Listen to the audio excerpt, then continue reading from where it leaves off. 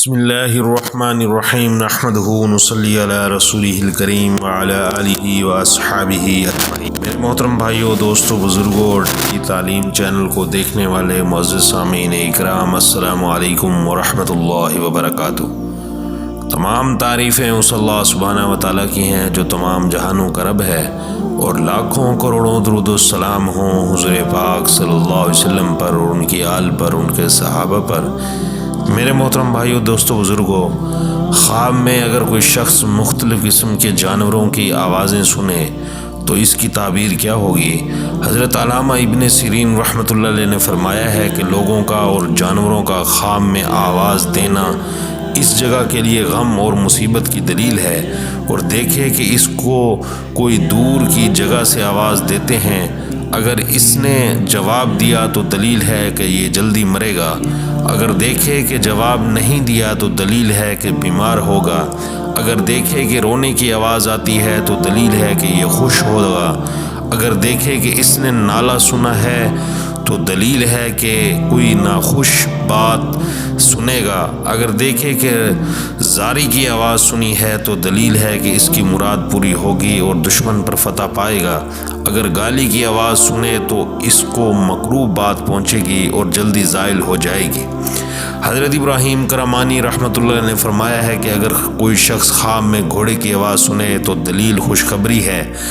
اور بعض اہل تعبیر بیان کرتے ہیں کہ ضرور اس کو کوئی مکروہ بات پیش آئے گی، کیونکہ چوپائے جھوٹ نہیں بولتے، اور اگر گدھے کو آواز کرتے ہوئے سنے تو دلیل ہے کہ کسی دشمن اور جاہل سے فریاد اور شناس سنے گا، اور فرمان حق تعالی شانہ ہے کہ سب آوازوں سے بری آواز گدھے کی آواز ہے، اور اگر دیکھے کہ اونٹ کی آواز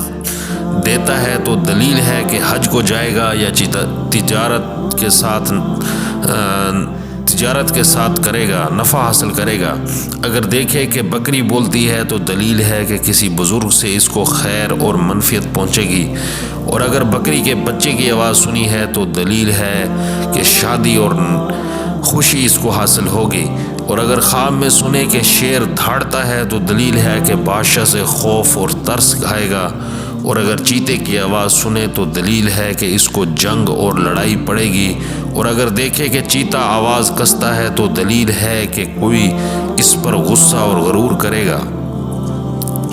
اور اگر دیکھے کہ بھیڑیا آواز دیتا ہے تو دلیل ہے کہ دشمن پر فتح پائے گا، اور اگر دیکھے کہ گیدڑ آواز کرتا ہے تو عورتوں کی طرف سے غم اور اندیشہ پہنچے گا، اور اگر لومڑی کی آواز سنے تو دلیل ہے کہ کوئی جھوٹا آدمی اس کے ساتھ مکروہ اور ہیلا کرے گا،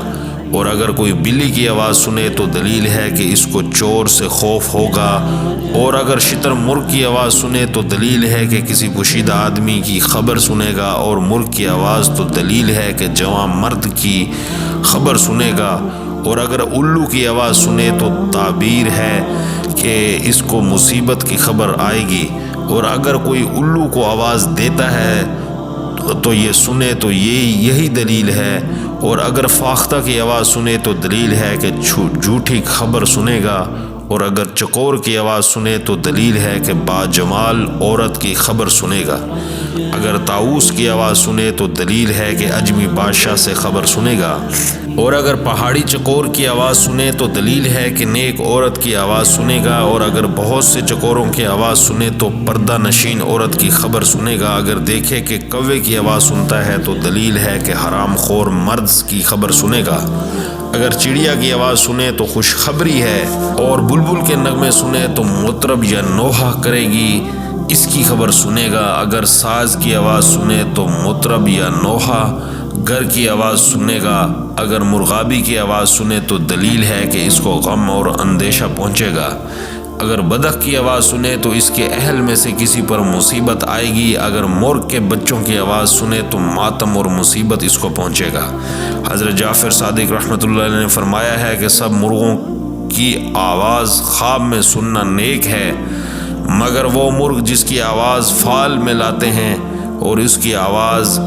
اندیشہ اور مصیبت ہے، اور سانپ کی آواز دشمن سے ترس اور خوف ہے، لیکن زنبور، پھڑ اور ٹڈی کی آواز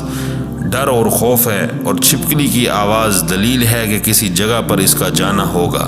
حضرت جابر مغربی رحمۃ اللہ نے فرمایا ہے کہ اگر خواب میں دیکھے کہ آسمان سے یا زمین سے یا ہوا سے کوئی خوفناک آواز آئی ہے